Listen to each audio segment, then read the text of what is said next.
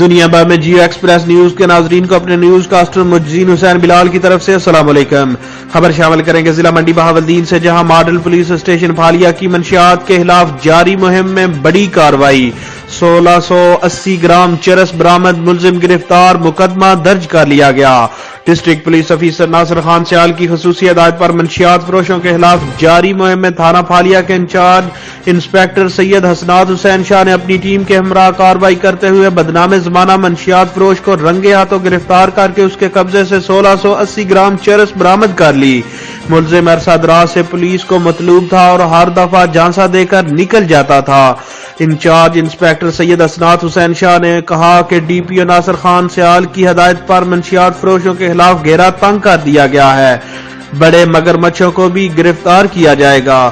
Camera مین مار عقیل احمد فومی کے ساتھ مجزین حسین بلال، جیو ایکسپریس نیوز، منڈی بہاولدین۔